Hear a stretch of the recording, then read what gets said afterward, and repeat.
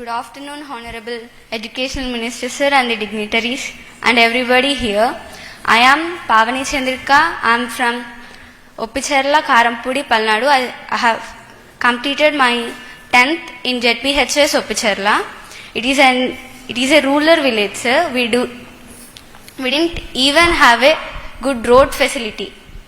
But our teachers, అంటే మా teachers కష్టపడి ఆ రోడ్లో వస్తారు. మీన్ వర్షం పడ్డప్పుడు ఆ బురదలో కూడా వచ్చి మా క్లాసెస్ చెప్పి ఒక క్లాస్ మిస్ అవ్వకుండా మా కోసం చాలా డెడికేషన్తో డిటర్మినేషన్తో మా క్లాసెస్ చెప్తారు. దానికి తగ్గట్టుగానే నేను చదువుకున్నాను. అలానే మా పేరెంట్స్ కూడా నన్ను సపోర్ట్ చేశారు. ఎస్పెషల్లీ మా అమ్మమ్మ, అంటే మా పేరెంట్స్కి దూరంగా ఉండి మా అమ్మమ్మ వాళ్ళ ఇంట్లో చదువుకుంటాను నేను. అమ్మ నాన్న పనికి వెళ్తారా? అంటే వాళ్ళు కొంచెం దూరంగా ఉంటారు. ఓకే, సో అమ్మమ్మ దగ్గర చదువుకున్నా. ఇప్పుడు వచ్చింది ఎవరు? అమ్మమ్మ వచ్చారా? అమ్మను మా ఇంగ్లీష్ టీచర్ వచ్చారు. ఓ, ఎక్కడున్నారు? నుంచోమని. నమస్కారం సార్, బాగున్నారా? నమస్కారం తల్లి.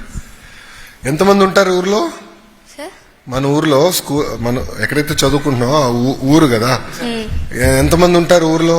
ఐడియా లేదు. చిన్న ఊరు అది? పెద్దూరేనా? అంటే రోడ్ ఏంటి, గుంటలు ఉన్నాయి రోడ్ల పైన? అవును సార్, అది సిమెంట్ రోడ్ లేదు, బాగా రోడ్డు బాగా గుంటలు ఉంటాయి. టీచర్స్ కూడా 2 సార్లు కింద పడ్డారు, దారి కింద పడ్డారు. అంటే ఇప్పుడు ఈ గుంటలు పూడ్చే కార్యక్రమం తీసుకున్నాం కదా, అది మన వరకు ఇంకా రాలేదా? రాలేదు సార్, అది ఎమ్మెల్యే గారికి బ్రహ్మారెడ్డి గారికి చెప్పారు సార్, అది ప్రాసెస్లో ఉంది సార్. నేను ఇప్పుడు చేయాలే. మీరు టాపర్ పంపించినది ఇప్పుడు బాధ్యత పెరిగింది. ఆ రోడ్ వేయించే బాధ్యత నాది. Thank you sir. Will take care of it.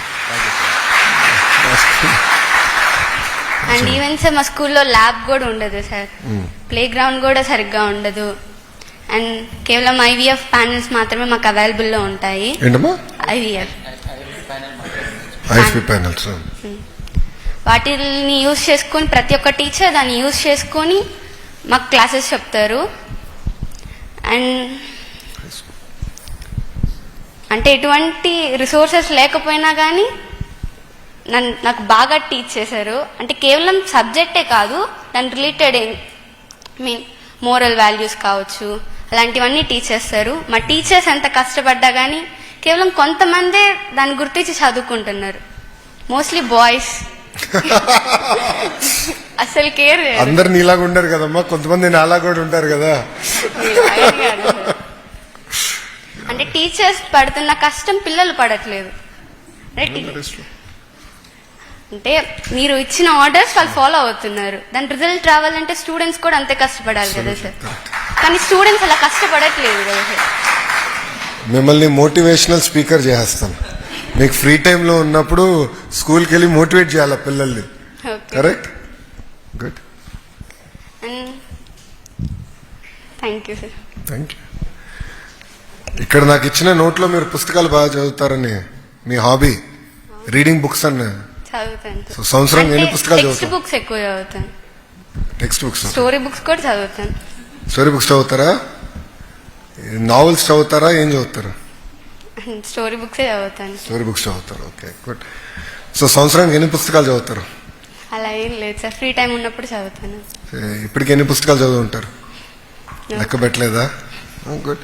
It's very good habit. Reading books అనేది వెరీ వెరీ ఇంపార్టెంట్ హ్యాబిట్. అది కంటిన్యూ చేయాలి. నా పైన కూడా బాధ్యత ఉంది, ఎందుకంటే గ్రంథాలయాలు కూడా, అంటే లైబ్రరీస్ నా కింద ఉంది. It's part of my ministry. So మేము చాలా సీరియస్గా రీవ్యాంప్ చేద్దామని. గ్రంథాలయాల ఫోకస్ లేకుండా పోయింది గత దశాబ్దంలో. సో ఇప్పుడు మొత్తం రీవ్యాంప్ చేసి we want focus on improving libraries.